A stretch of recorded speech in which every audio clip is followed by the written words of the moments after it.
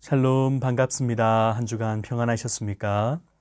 오늘은 제6강의 정복시대를 살펴보겠습니다. 성경은 죄로 영원한 사망에 이르게 된 인간을 구원하시는 하나님의 구원의 이야기입니다.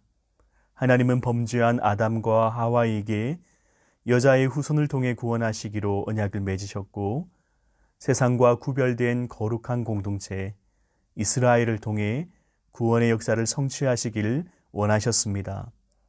우리는 족장시대를 통해 이스라엘 민족을 이루기까지 아브라함과 이삭과 야곱과 같은 믿음의 족장들이 하나님의 언약을 붙들고 끝까지 믿음을 지키며 살아가는 이야기를 살펴보았습니다.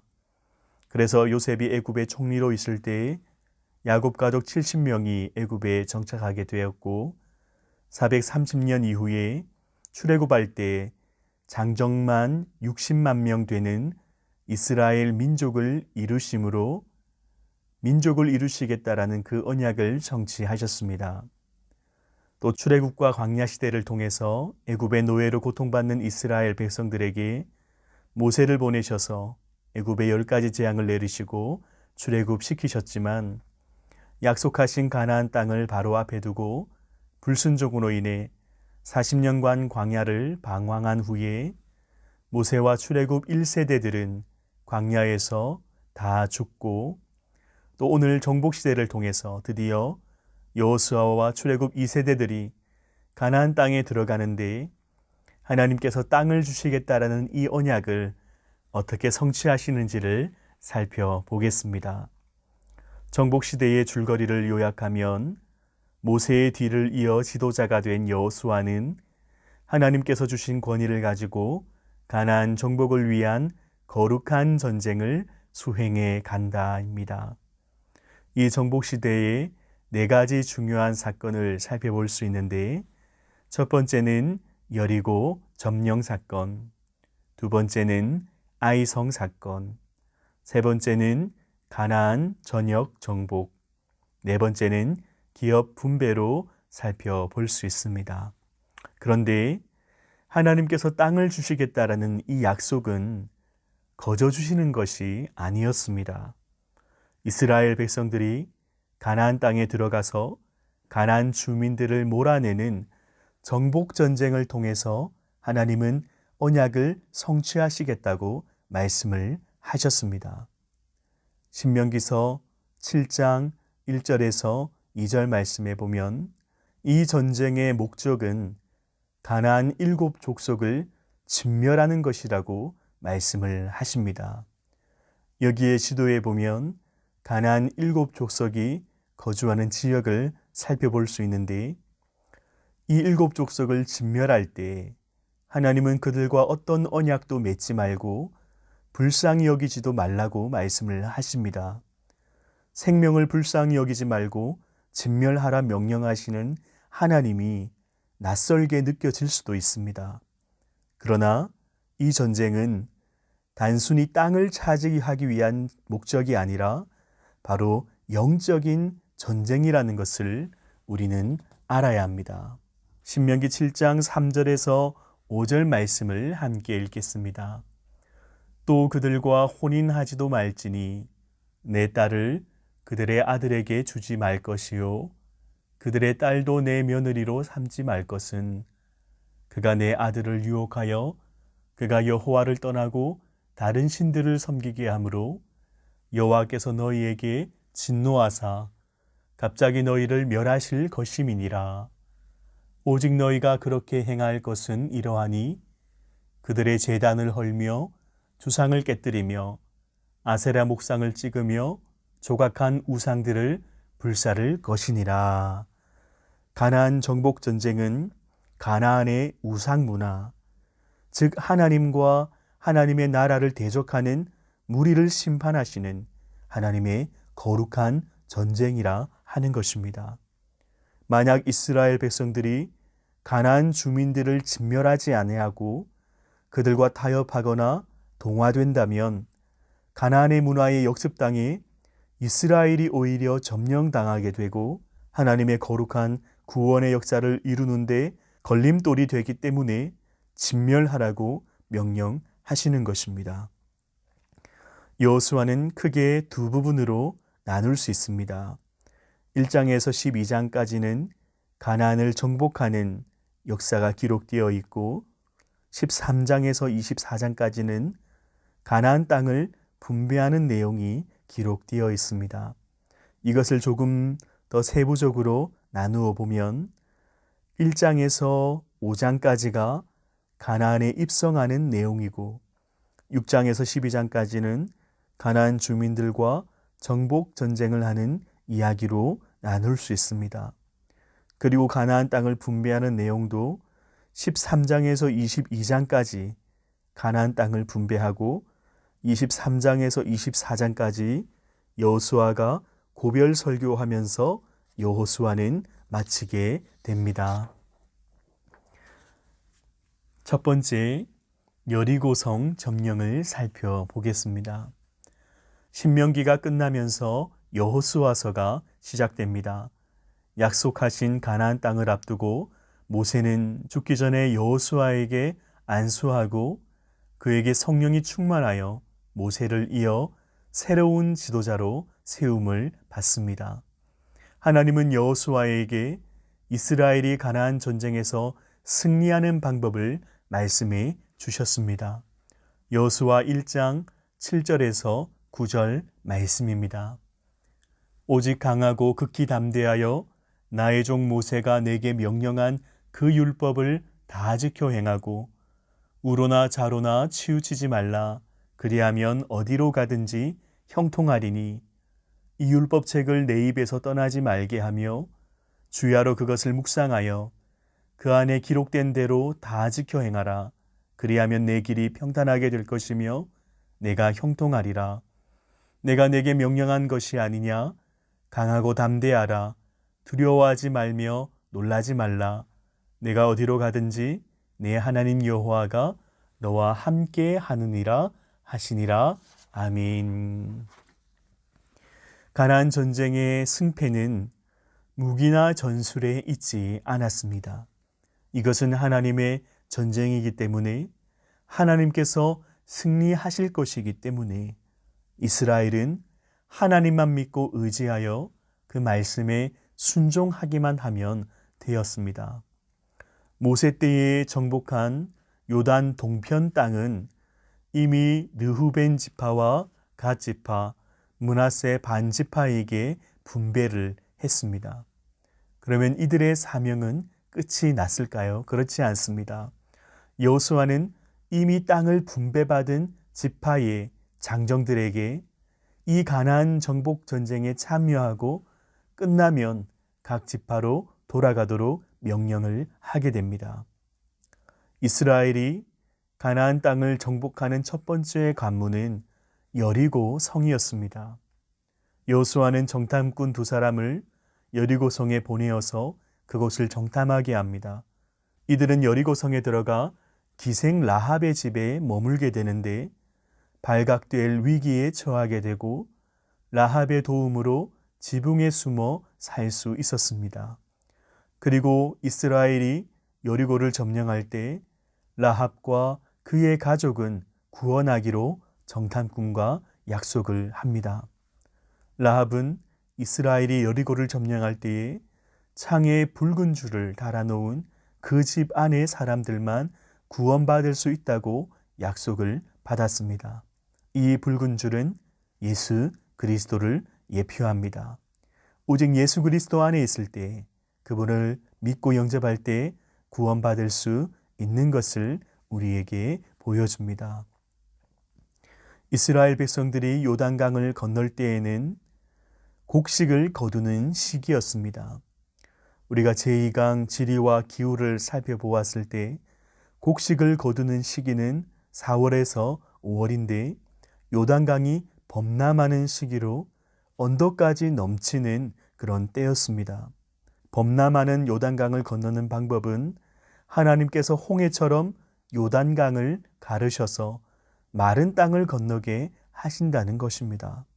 이렇게 하시는 목적은 출애굽 2세대들에게 홍해의 기적을 간접적으로 경험하게 하고 애굽에서 승리하게 하셨던 것처럼 반드시 이 정복 전쟁에서도 승리할 것임을 보여주기 위해서였습니다. 하나님은 이스라엘이 요단의 기적을 경험하기 전에 먼저 성결할 것을 명령하셨습니다. 그리고 언약궤를 맨 레위인 제사장들이 그 발이 요단 물을 밟을 때 흐르던 물이 그쳤고 그들이 요단강 가운데 설 때에 모든 이스라엘 백성들이 마른 땅을 밟고 요단강을 건너갔습니다. 그리고 각 지파마다 요단 가운데 돌을 취해서 길갈에 진을 치고 12돌을 세우라고 명령을 합니다. 바로 이 요단강 도하 사건을 기념하기 위해서 돌을 세우고 후손들에게 요단강을 건너게 하셔서 가나안 땅을 점령하게 하신 그 하나님을 기념하게 하기 위해서였습니다. 하나님은 여리고 성 정복을 앞두고 여호수아에게 이스라엘 백성들이 할례를 받도록 명령을 했습니다. 그 당시 제대로 된 수술 도구나 마취약 같은 것이 아마 없었을 것입니다.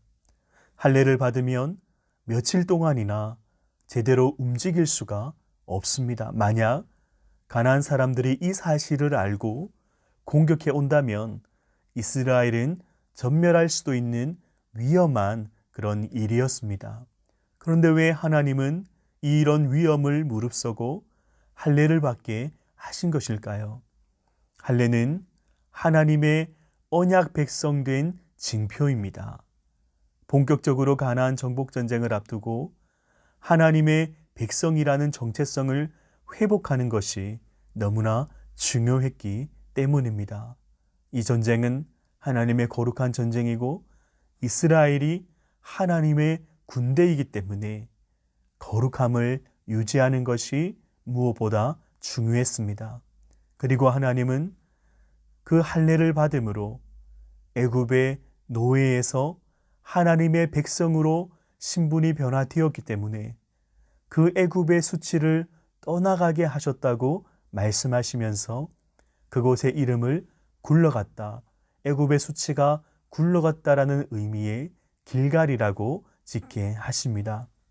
그리고 유월절을 지키게 하시면서 출애굽 2세대들이 처음 유월절을 지키게 하셨습니다. 그리고 그 땅의 소산물을 먹음으로 만나가 그쳐서 다시는 만나를 얻지 못했습니다. 그런데 왜 하나님은 가장 먼저 여리고성을 정복하게 하셨을까요? 왜냐하면 그 여리고 지역이 가나안의 중심에 위치하고 있는 전략적인 요충지였기 때문입니다. 그런데 여리고성은 난공불락의 성이었습니다. 이 성을 어떻게 정복할지 하나님께서 방법을 가르쳐 주셨습니다.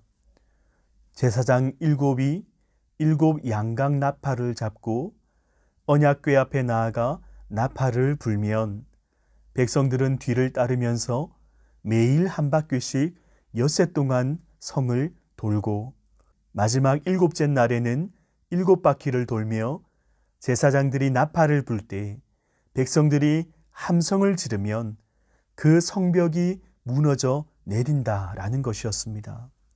사실 상식적으로 도저히 이해되지 않는 방법입니다. 그러나 이 전쟁은 인간의 손에 달려있는 것이 아니라 하나님의 전쟁이기 때문에 하나님을 믿고 끝까지 순종하는 것이 전쟁의 승패가 달려 있었습니다. 그래서 여호수아는 그 여리고 성을 도는 동안에 그 백성들에게 침묵하라고 명령을 하였습니다. 여호수아 6장 10절 말씀에 보면 여호수아가 백성에게 명령하여 이르되 너희는 외치지 말며 너희 음성을 들리게 하지 말며 너희 입에서 아무 말도 내지 말라. 그리하다가 내가 너희에게 명령하여 외치라 하는 날에 외칠지니라 하고. 왜 여호수아가 침묵하라고 명령을 했겠습니까? 가나안 땅을 앞두고 가네스 바네아에서 10명의 정탐꾼들의 그 부정적인 말이 온 이스라엘 백성들을 불순종으로 이끌었고 40년간 방황의 길로 걸어가게 했던 것처럼 부정적인 말이 개인과 공동체의 믿음을 흔들어 버릴 수 있었기 때문에 차라리 침묵하라고 명령을 하였습니다. 드디어 7째 날이 되어서 7바퀴를 돌고 백성들이 함성을 질렀을 때에 그 여리고 성벽이 무너져 내리고 이스라엘 백성들은 여리고 성에 들어가 그 성을 점령하게 되었습니다. 기생 라합과 그의 가족들은 약속대로 구원을 받아 하나님의 백성으로 거듭나게 되었습니다. 그런데 이때 여호수아가 누구든지 여리고성을 다시 건축하는 자는 하나님께 저주를 받는다고 선포를 하였습니다. 여호수아 6장 26절 말씀에 보면 여호수아가 그때에 맹세하게 하여 이르되 누구든지 일어나서 이 여리고성을 건축하는 자는 여호와 앞에서 저주를 받을 것이라. 그 기초를 쌓을 때에 그의 맏아들을 잃을 것이요 그 문을 세울 때에 그의 막내 아들을 잃으리라 하였더라. 그런데 실제로 아합 왕 때에 이 예언의 말씀이 성취되었습니다.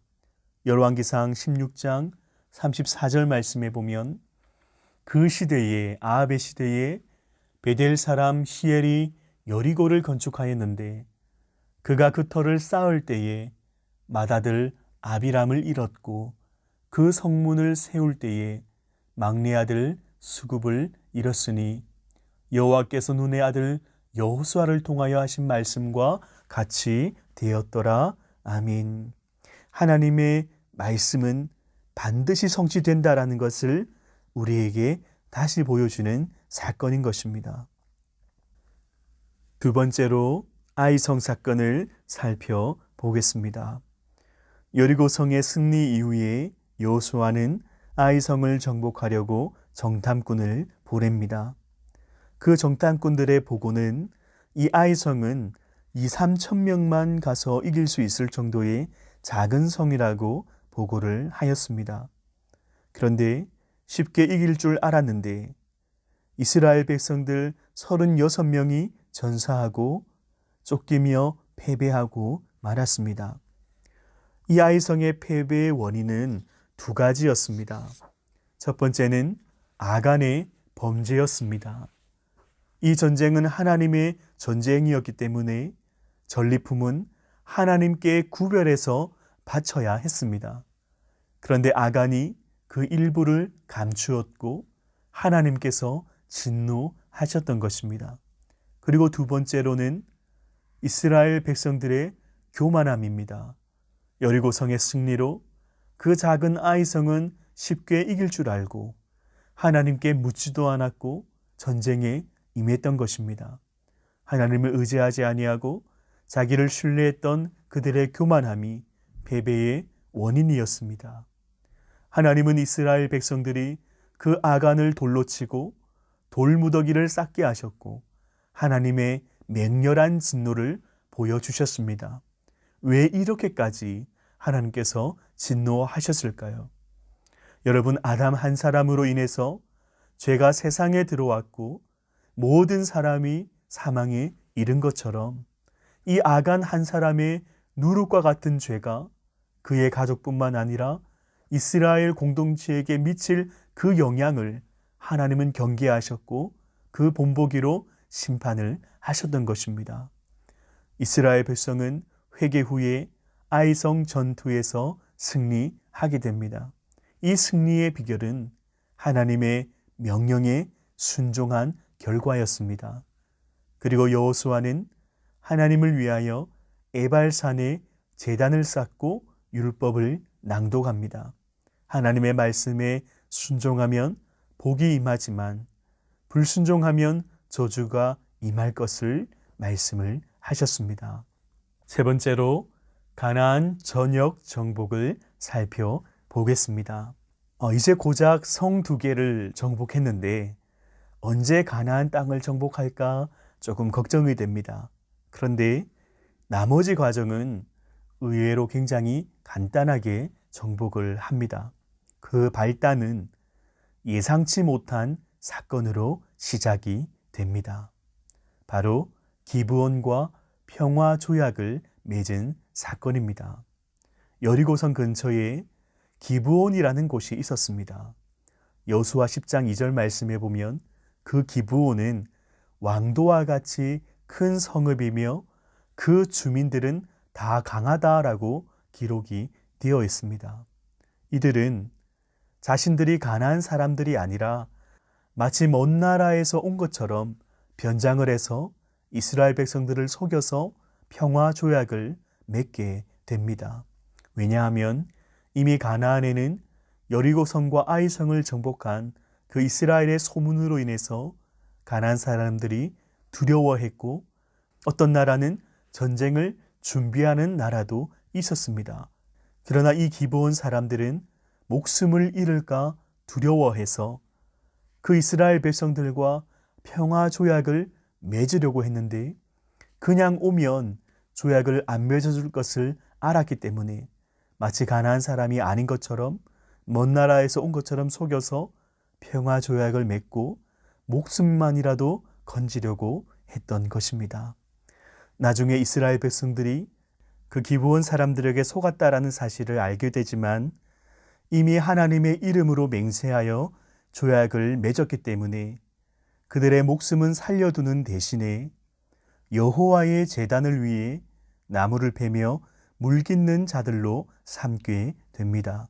그래서 나중에 이 기브온에는 제단이 많이 생겼는데 먼 훗날 솔로몬이 1000번제를 드렸던 장소가 바로 이 기브온 산당이었습니다.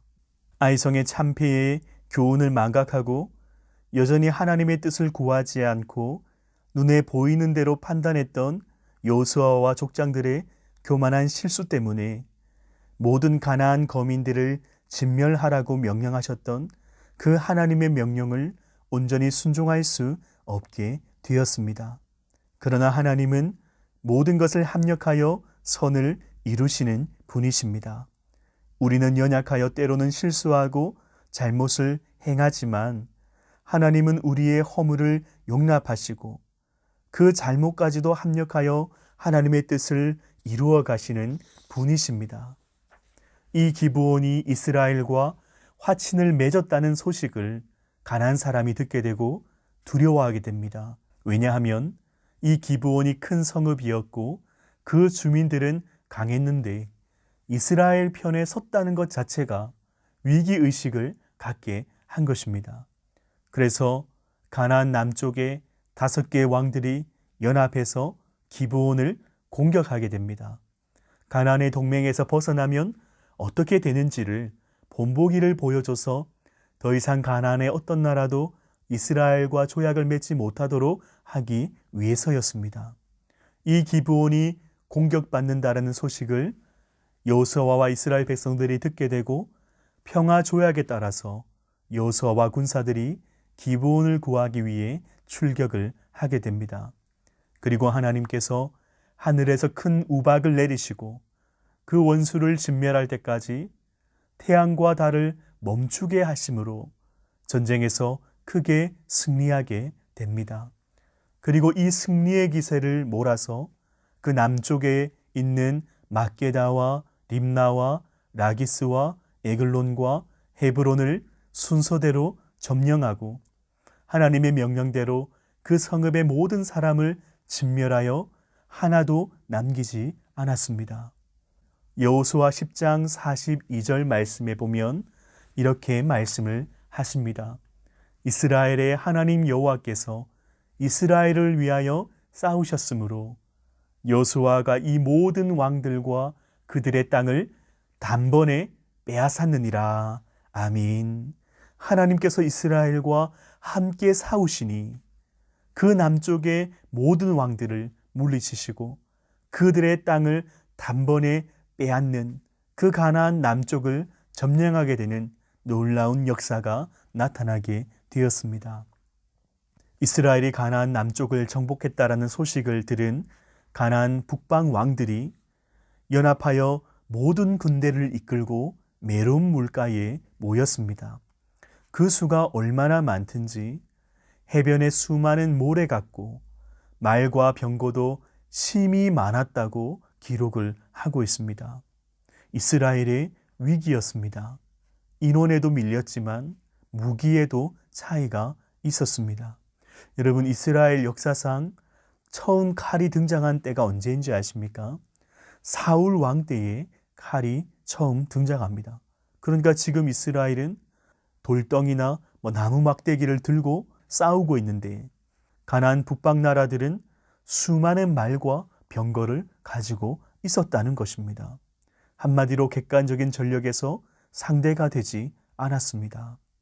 이스라엘이 감당할 수 없는 수많은 대적 앞에서 하나님은 이렇게 말씀하십니다.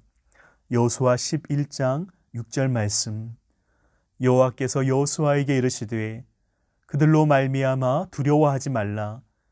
내일 이맘때에 내가 그들을 이스라엘 앞에 넘겨주어 몰살시키리니 너는 그들의 말 뒷발에 힘줄을 끊고 그들의 병거를 불사르라 하시니라.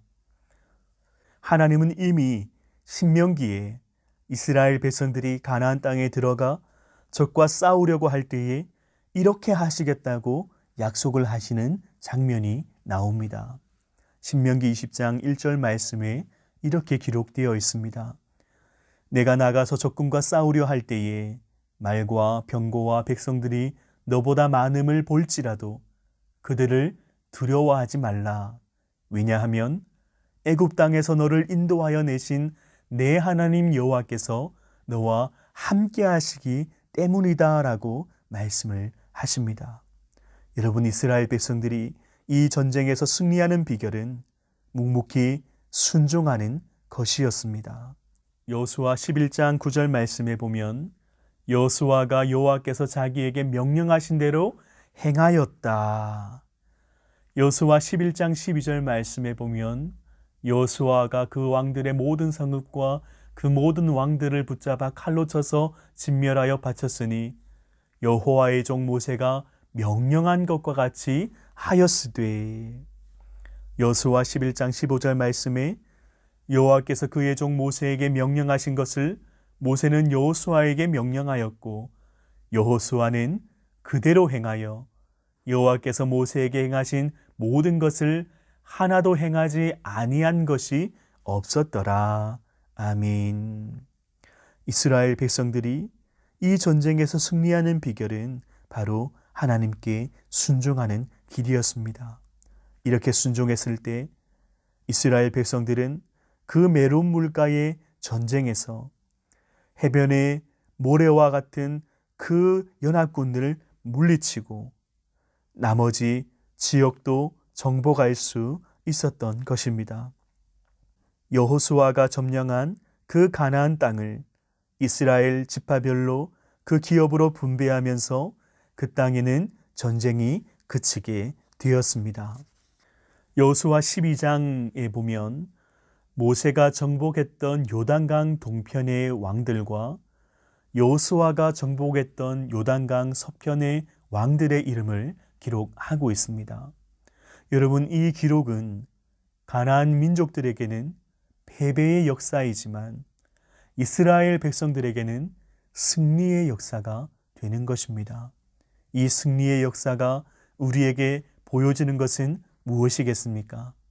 하나님을 대적하는 무리는 결국 패배하게 되고 하나님의 나라는 승리해서 영원할 것을 우리에게 보여주시는 것입니다. 뿐만 아니라 남은 구원의 역사도 반드시 성취할 것을 똑똑히 보여주는 사건이라는 것입니다.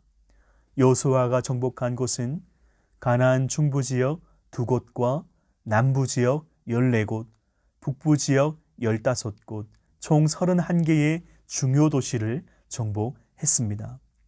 그런데 여호수아 12장 8절 말씀에 보면 그 정복한 지역의 특징을 이렇게 말씀합니다.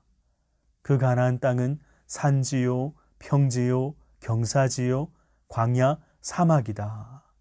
여러분, 이런 지리적인 특징은 그곳에 사는 현지인들에게는 유리한 점이 될 수 있습니다. 왜냐하면 누구보다 그 지리를 잘 알았기 때문에 그 지리적인 특징을 잘 활용해서 전쟁하면 너무나 유리한 장점이 있었습니다. 반면에 정복하는 이스라엘 백성들에게는 극도로 불리한 점이었습니다. 그러나 하나님께서 함께 하시니 그러한 불리함을 극복하고 승리케 하시더라 하는 것입니다. 마지막으로 기업 분배를 살펴보겠습니다. 여호수아 13장 1절 말씀에 보면 아직 얻을 땅이 매우 많이 남았다라고 말씀을 합니다. 그러나 여호수아의 나이가 많아 늙어서 더 이상 전쟁을 이끌 수 없고 이미 가나안 땅의 중요한 거점은 다 정복한 상태였습니다. 그래서 여호수아는 그 가나안 땅을 각 지파의 기업으로 분배해서 아직 정복하지 않은 남은 땅을 정복하는 그 사명을 지파별로 주었던 것입니다. 르우벤 지파와 갓 지파와 므낫세 반 지파는 이미 요단 동편의 땅을 분배받았습니다. 그리고 남은 나머지 9지파와 므낫세 반 지파에게 땅을 분배했는데 그 땅을 분배하는 방법은 제비를 뽑아 공정하게 분배를 했습니다. 그리고 분배할 때의 표현을 보면 그 가족대로 제비를 뽑게 했다라고 말씀을 하고 있습니다. 이것은 한 사람도 빠짐없이 그 가나안을 정복하는 사명을 주셨다 하는 것입니다. 여호수아 14장에서 21장까지는 각 지파별로 어떻게 땅을 분배했는지에 대한 기록이 남아있고 22장에는 이제 가나안 정복 전쟁이 끝났기 때문에 요단 동쪽 지파들을 약속대로 돌려보내는 장면이 나옵니다.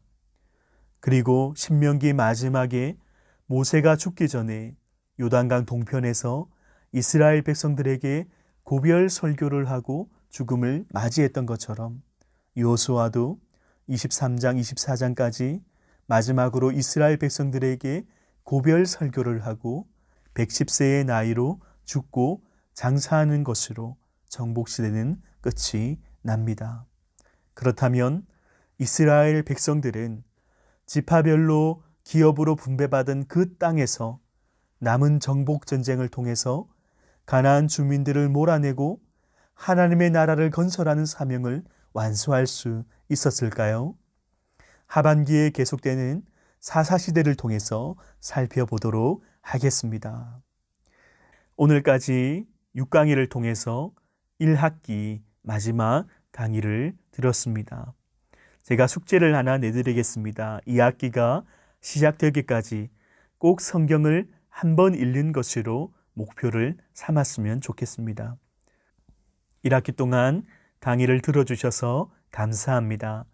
그동안 날마다 말씀을 묵상하시고 또 영적으로 성숙해 되는 그런 귀한 은혜가 우리 성도들 가운데에 있기를 주님의 이름으로 축원합니다. 감사합니다.